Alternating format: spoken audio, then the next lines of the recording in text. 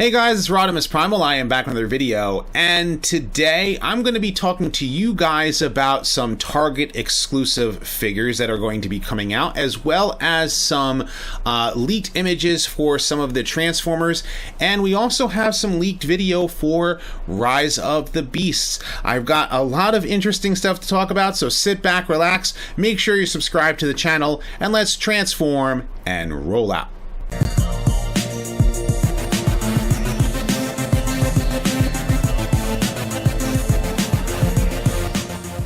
Consider supporting the channel on Patreon, becoming a channel member, or purchase some merch on my spring store today.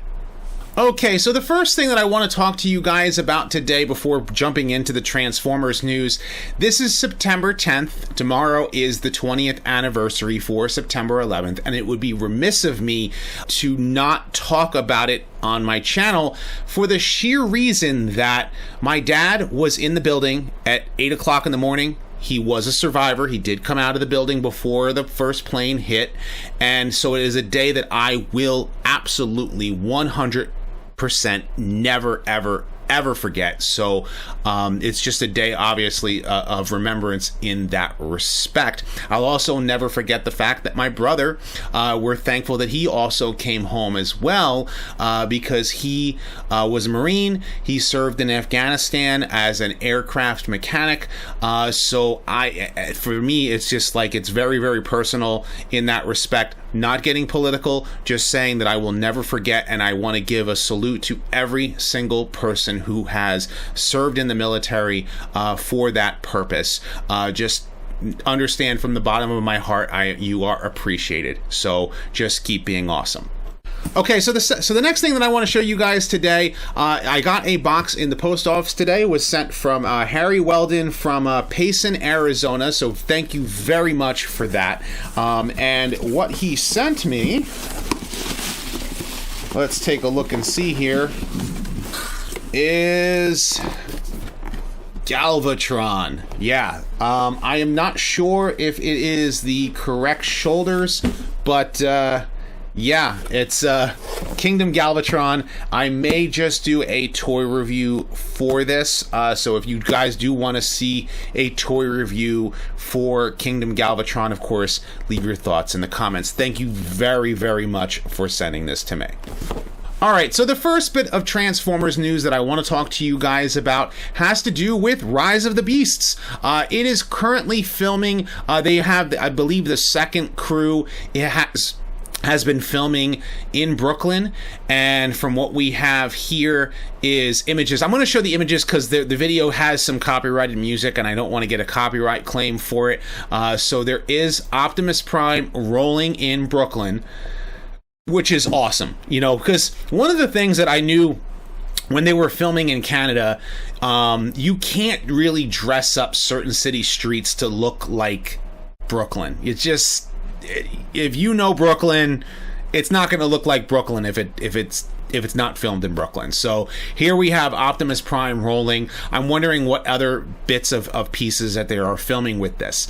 The other thing is that there has been this tug of war happening right now with Rise of the Beasts, because we don't know if the film is going to take place. We already know that it's going to be a sequel to Bumblebee. What we don't know is whether or not it's going to take place before the 2007 movie, or if this is a rebooted continuity. They keep going back and forth with what people are saying. I see a lot of stuff happening online, like a lot of people talking online. But to be quite honest with you, I'm just gonna go and I hope that when this movie comes out, that if it's good, it's good.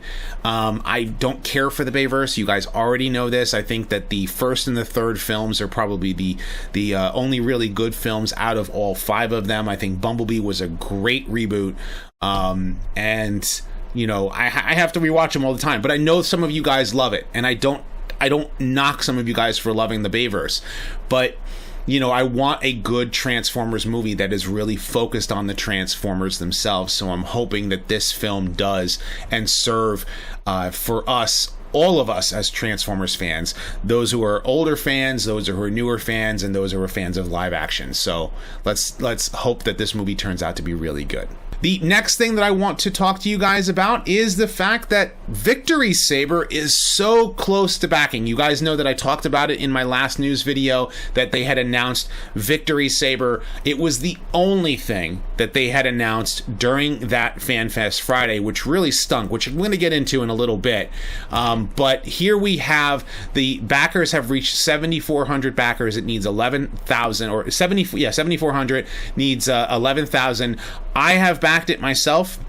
I do intend to get it, and because I could not jump on the chance for Victory Saber. It's in an affordable price, you know, $180, and there's going to be 3 tiers. You know, I'm hoping that there isn't any QC issues. If you guys do know, I did make a little bit of a stink when it came down to Unicron, just simply because Unicron didn't have the painted teeth, or didn't have, like, the maw wasn't the, you know, an oddball color. Even though I know a lot of people paid $600 for that figure, and it's like, you want to get exactly what you pay for. I'm waiting to see what color images of Victory Saber are going to look like. I am hoping for the price that he is full on decoed out, very much like the anime, isn't missing any details at all whatsoever, and he reaches all of the points, and he doesn't have any problems when it comes down to transforming him. So here's to hoping with that. Now, the next thing that I want to talk to you guys about is that it appears that, I'm guessing that in Chile, they have already released part of Wave 4 for Kingdom, which it's kind of interesting that they are doing so, because, you know, here in the US, it's like in my area, it's bare shelves. You know, I just recently did an order, you know, for a pre-order with a little bit of a store credit that I had for Entertainment Earth to pick up some of the extra figures that I've been missing out on. And so it's like, you know, come on, we want to see some more images of Wave 4. The biggest problem is that Hasbro, like, sees that all these leaks are happening, and they're just not showing everything. And it's like, are you guys specifically supposed to show it at a certain time? Or is it that you guys are seeing that all these people are leaking stuff and not showing it? So I think it's kind of like, I don't know if it's a little bit of both, but I want to see more of these figures. Like, in particular, you know, Waspinator looks awesome. Just straight up looks awesome. I don't have the Thrilling 30 Waspinator figure. I do have, I think it was 10th or 15th anniversary for Beast Wars, where they re-released some of the Beast Wars figures, and I ended up getting a more cartoon accurate color scheme of Waspinator, but I did kind of want a more suitable update to him, you know, to complete that Wave 1 of Beast Wars for Kingdom. And in beast mode, he looks great. I know he's got purple wings. Purple wings has to do, it's kind of like a Transformers animated throwback. And his robot mode looks great as well, with all of his weapons. And this is directly released in Chile, so I'm guessing Hasbro is releasing it in that market there first.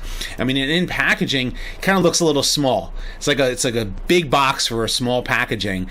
And I'm wondering, was that what they're doing? Is it like they're just going to throw it in a Voyager box, and you're going to pay Voyager pricing for what appears to probably be a deluxe scale figure? But I'm not sure about that.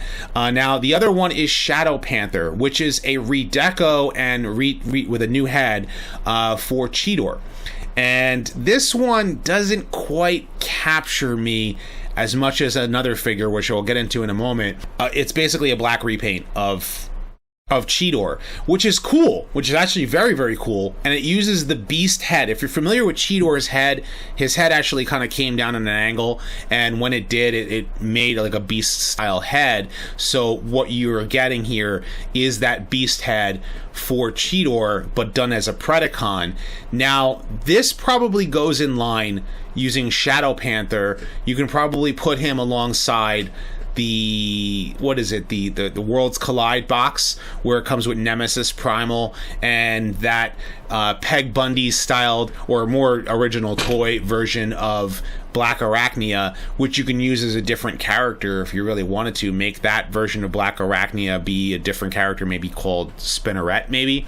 I'm just throwing a name out there. So it would be kind of cool to actually have, you know, like a whole little team of like nemesis beasts, you know, that you can kind of have attack and kind of make part of your own little story or whatever. But the toy doesn't, I don't know, it's kind of like one of those where it's like, oh, it's kind of cool, but I don't really want it, because the reason why, I want the PulseCon exclusive Ravage. Now, Takara Tomy is going to be releasing this through their mall. So in Japan, people are going to be able to get the Ravage figure, which is an even more extensive retool of Cheetor, and it is also, you know, transforms into a, you know, Panther as well. So it's like, I want this one. Comes with G1 Ravage, so you can get the G1 Ravage cassette.